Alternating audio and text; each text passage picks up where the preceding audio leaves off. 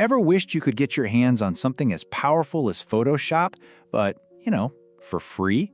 Well, today we're diving into Photopea, an incredible design tool that runs right in your browser and is seriously changing the game for creators everywhere. Look, we've all been there, right? You get this amazing idea for a design, you're all fired up, and then you see the price tag on professional software. Yikes. It's a total roadblock, especially if you're just starting out or just need to make a quick edit. But what if I told you there's another way? Well, meet Photopea. This is the solution. It's a photo editor that runs right in your web browser, and honestly, it looks and feels almost exactly like Photoshop. And the best part? It's totally free. No downloads, no installs. You can even use it on your phone. It's wild. All right, so here's what we're gonna cover. We'll talk about why Photopea is such a strong rival to Photoshop, how to get around the digital canvas, the power of layers, selections, and masks, a little bit of color and light adjustment, and finally, how to save your masterpiece. Let's dive in. Okay, first things first, I want to be super clear here. This is not just some basic online photo filter you'd use to add a vintage look. No way. Photopea is a seriously powerful platform. It's packed with the kind of tools you'd expect to pay big bucks for. This thing is built for real, legit work. And check this out, one of its absolute best features is compatibility. Photopea can open and edit native Photoshop files, the .psd files, with all the layers still there and ready to go. But it doesn't stop there. It can handle files from Illustrator, Sketch, pretty much anything. This is a huge deal because it means you can easily work with people who are using different programs. So when you first open it up, the interface can look, well, a little intense. Even if you've used Photoshop before, it's a lot to take in. But don't worry. The trick is to just break it down into 3 simple areas. Okay, so over on the left, you've got your toolbar. This is where all your cool tools live, your brushes, selection tools, all that good stuff.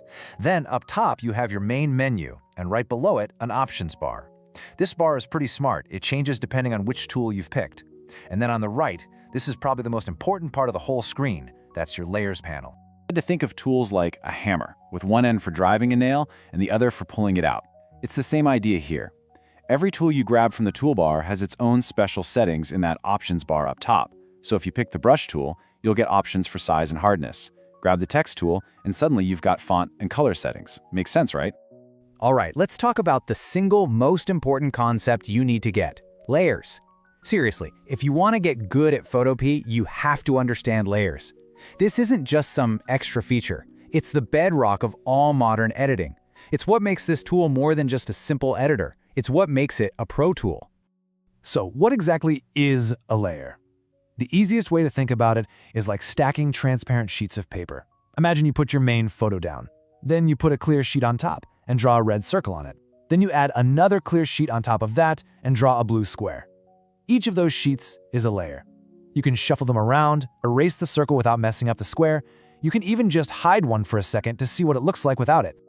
And that's why layers are so powerful. It means you can add your text on one layer, draw some shapes on another, and adjust the colors on a third. And if you totally mess up one part, no big deal. You just get rid of that one layer, instead of having to go back and undo a million steps. Your original photo, that background layer, it stays completely safe and untouched. It's like editing with a safety net. Okay, so layers are great for keeping our edits separate. But what if you only want to change one tiny part of a layer, like just the shirt someone is wearing? Well, that's where selections and masks come into play. This is probably one of the first things you'll want to do, right? How do you cut a person out of the background? Or how do you change the color of just the sky without messing up everything else? The answer to all of that is making a good selection. And Photopea gives you a bunch of ways to do this. The quick selection tool is awesome for starting out. You literally just paint over the thing you want to select, and it's smart enough to figure out the edges. Then you've got the lasso tool, which is for drawing your selection freehand. And when you need things to be super precise, the pen tool is your best friend for creating those perfectly clean, smooth lines. Now, once you've made that selection, you can create something called a layer mask. And trust me, this is a total game changer. See, instead of hitting delete and permanently erasing the background, a mask just hides it. Think of it this way. You paint with black on the mask to make parts of your layer disappear, and you paint with white to bring them right back. It's basically an eraser with an infinite perfect undo button. Okay, now we get to the really fun stuff. This is where the magic happens. We're talking about adjusting color and light. This is how you take a photo that's just okay and make it look absolutely amazing. Now, there are a ton of different adjustment tools, and it can be overwhelming. But honestly, you're probably going to use these for the most. Levels is your go-to for basic brightness and contrast. Curves let you get way more precise with the tones. Hues/saturation is for, well, changing the actual colors and how intense they are. And vibrance is this really clever tool that boosts the duller colors, but knows to leave skin tones alone so they don't look all weird and orange. And here's a little pro tip for you, using that curves tool. The S-curve is a classic for a reason. All you do is make a gentle S shape with the line on the graph. You just pull the top part up a bit and the bottom part down a bit. This makes your brights brighter and your darks darker, and it instantly adds this gorgeous pro-looking contrast to your photo. Try it, it's awesome. So you've done it. You've figured out the interface, you've used layers, you've made selections, you've adjusted everything to perfection. So now what? How do you actually get your masterpiece out of Photopea so you can show it off? Okay, listen up, because this part is super important. There are two different ways to save. Save as PSD is for saving your project. It keeps all your layers, all your masks, everything, so you can open it up tomorrow and keep working on it. Export as is for when you're completely done. This flattens everything into one single image like a JPG or a PNG, ready to be shared with the world. So which one should you pick? It's actually really simple. Use JPG for pretty much any regular photo. The file size is smaller, which is perfect for posting online. Use PNG only when you need transparency. Like if you've cut out a logo and you don't want a white box around it.